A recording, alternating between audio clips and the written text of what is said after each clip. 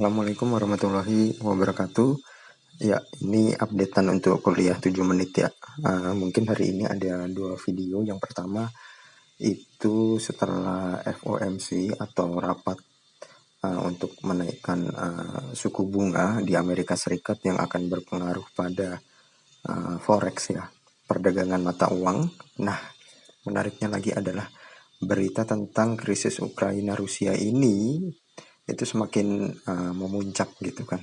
Padahal berita ini itu ada di tanggal 24 Januari dan sekarang ada di tanggal 27 Januari gitu ya. Apa sih sebenarnya masalahnya? Masalahnya itu adalah istilahnya itu keinginan kuat Rusia agar Ukraina itu tidak masuk ke dalam NATO, karena kalau masuk ke dalam NATO secara resmi Ukraina akan dibantu oleh negara-negara adidaya lainnya seperti Amerika Serikat ya.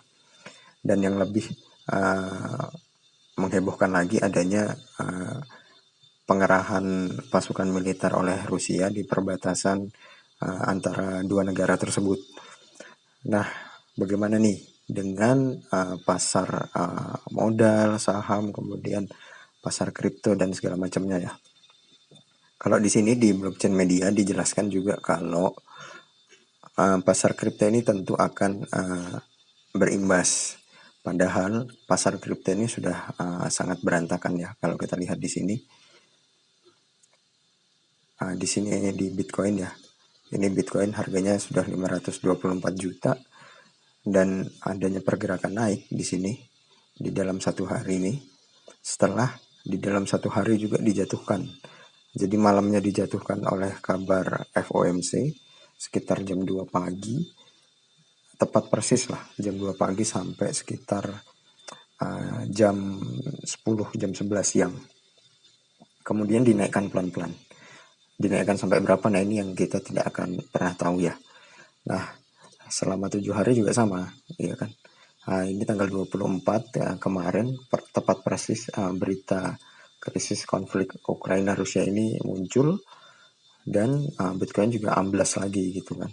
Jadi Bitcoin ini mau dibawa kemana kalau amblas terus gitu kan. Nah, selain juga secara teknikal, kalau teman-teman bisa lihat di sini ya memang dia sudah seharusnya turun karena mulai tanggal 16 November itu Bitcoin mengalami downtrend ya, sudah mengalami patahan di garis-garis moving average atau garis harga rata-ratanya dia sudah berada di bawah normalnya di sini ya. Nah, sudah berada di bawah normal, berusaha diangkat naik tetapi tidak bisa sehingga tepat di sekitar awal Desember tanggal 4 sampai tanggal 5 ini dibanting kuat gitu ya. Dinaikkan kembali di akhir Desember penutupan tahun 2021 ternyata gagal juga dan masih terus turun gitu. Tapi ini sekarang akan dicoba dinaikkan ya. Karena ini time frame 4 jam. Kalau bisa kita lihat dia tetap harus mengejar area warna biru ini.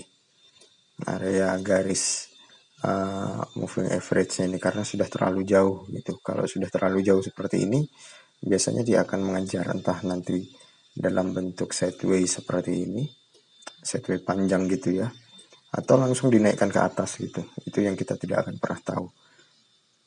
Nah, kalau bagi teman-teman bagaimana nih? Karena krisis Ukraina dan Rusia ini bisa memicu perang dunia ketiga ya. Karena akan banyak sekali peperangan, terutama peperangan menggunakan senjata berat, nuklir yang dikhawatirkan gitu.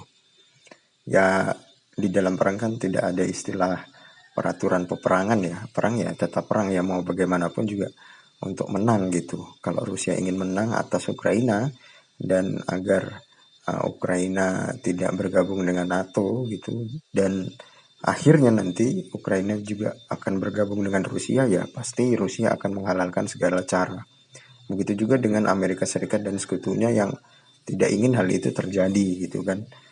Itu yang harusnya kita waspadai gitu. Bagaimana nih selanjutnya? Sedangkan kalau di Twitter saya lihat di Bitcoin Fear and Greed indeksnya itu 9 jam yang lalu itu masih Trimfir ya di angka 20 ini tidak pernah berubah ini.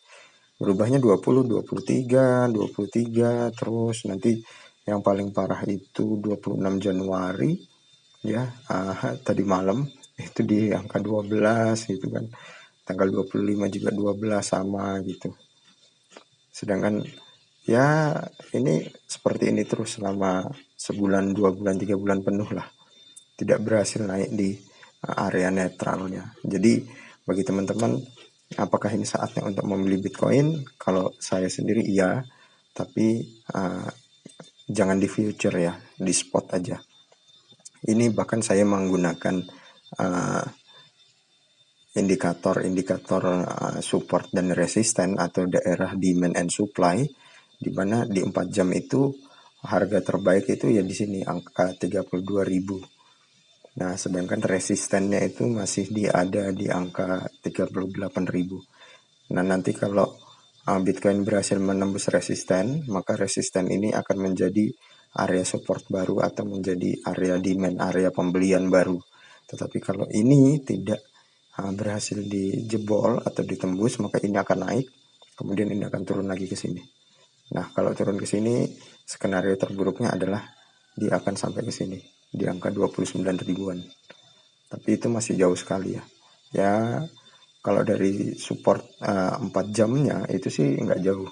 Karena dari 32.000 ke angka 29.000. Tapi apakah bisa turun terus? Nah, itu kita nggak tahu.